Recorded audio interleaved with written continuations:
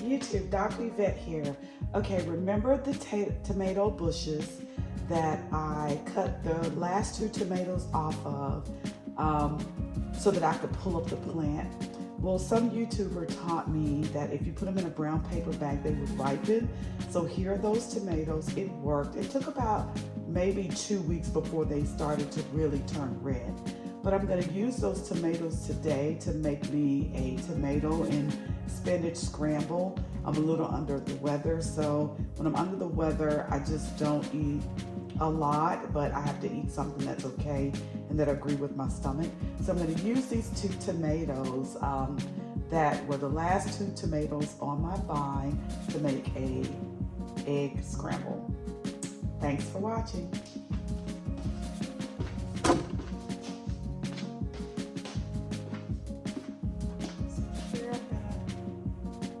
Tomatoes, so everything I have for my tomato scramble, of course, is the tomatoes, and then I have my, oh, it's looking pretty good.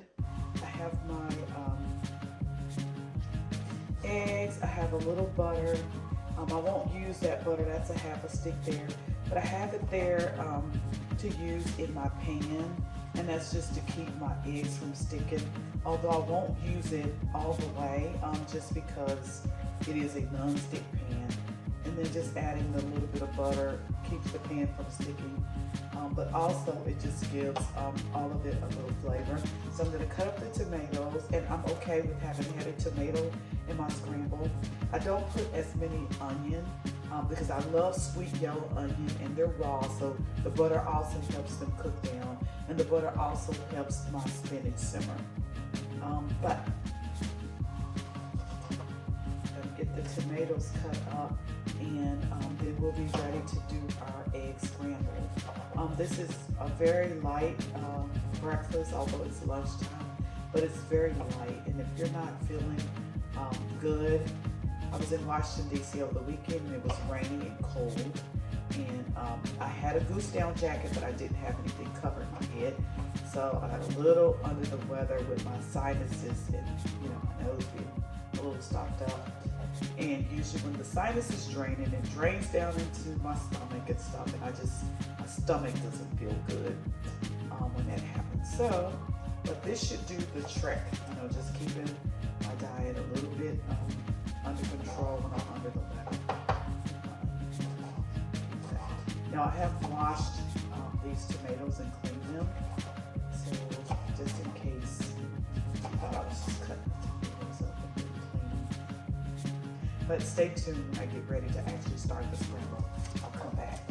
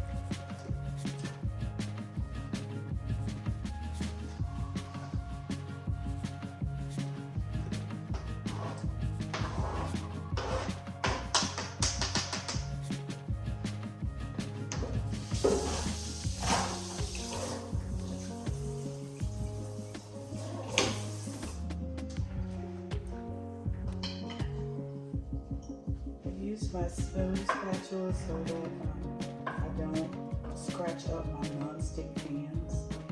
This is something I had to train my husband and my daughter to do too, not to use stainless steel forks and things like that because it will scratch up your non-stick pans. But I just put the tomatoes in with the onion, turn the fire up a little high because I love to see the tomato and things brown nicely. I'm gonna grab my salt and pepper because I do like to put a little salt and pepper in it. And sometimes I put jalapenos, but because I'm not feeling too good, I won't use jalapenos this time around, but I typically do. I love jalapenos. And then after that cooks for a little while, where I can tell that my tomatoes, let me come in closer on the pan, are getting really soft, then I add in the spinach. And then after that, then I add the egg. So it's not an exciting breakfast, and it's not a hard breakfast to cook. And if you can see, those onions are browning really quick because I have the fire up pretty high.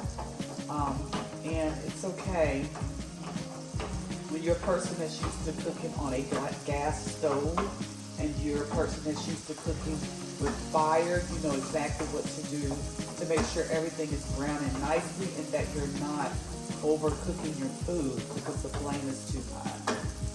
But then I add in my spinach after I can see that the tomato is really cooking how it should.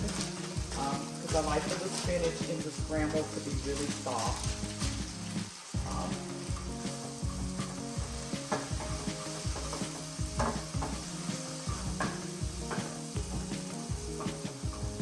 And this is triple washed spinach. And I always open the bag of spinach and look at it just to make sure that there's no grit on it. When they say triple washed, I really want to make sure that it was triple washed. So I open it and I touch it to make sure that there's no grit on it. And then I let that cook down a little bit. I'm just going to add a little bit more salt. It's not coming out. A little bit more salt because of the spinach.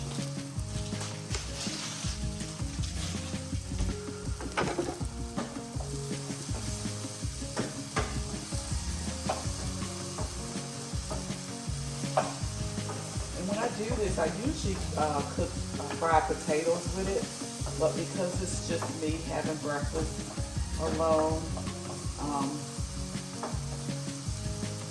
won't do fried potatoes. I'll just eat the egg by itself.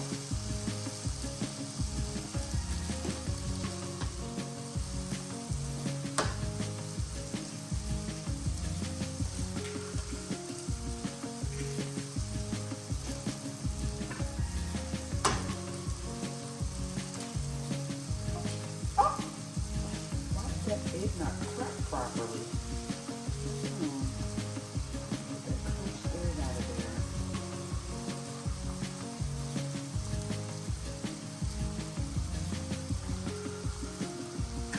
Okay.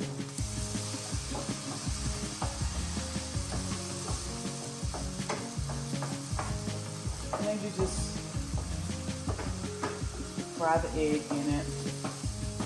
It doesn't look too appetizing, but it's delicious. It's just an egg with vegetables in it, almost like an omelet. And I probably would make it as an omelet if I knew how to flip an omelet. I probably would just make an omelet.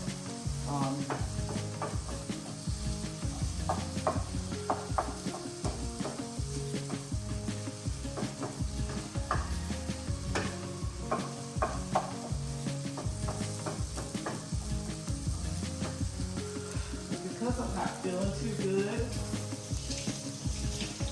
I typically would add a lot of cheese to it, which really makes it like an omelet. But because I'm not feeling too hot, it's just going to be egg today. But sometimes it's cream cheese and shredded variety cheese. And I cook it till it's nice and dark, because I want to make sure that the spinach is well done, as well as the onion and the tomato. And the only way for me to guarantee that is to overcook it.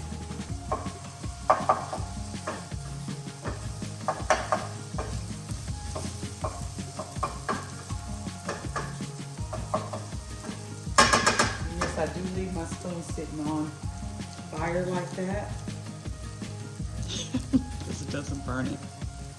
Okay, we'll let you see the taste test.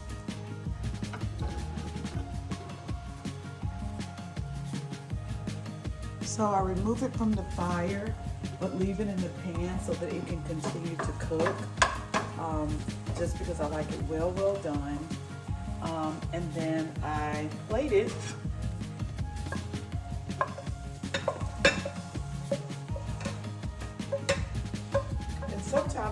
a piece of toast and things like that, I usually put with it, but not today because I'm not feeling too good. But usually I will put a piece of toast with it, something like that.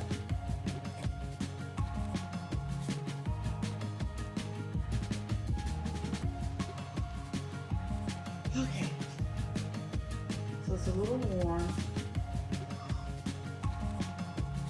Got my plate there, a salad fork.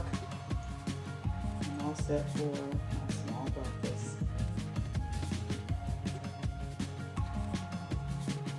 Perfect. This is a statement to eat what you grow. Those tomatoes are right out of my raised bed, and it's just an egg scramble with those tomatoes, yellow onions, spinach, and 2 fresh ground eggs.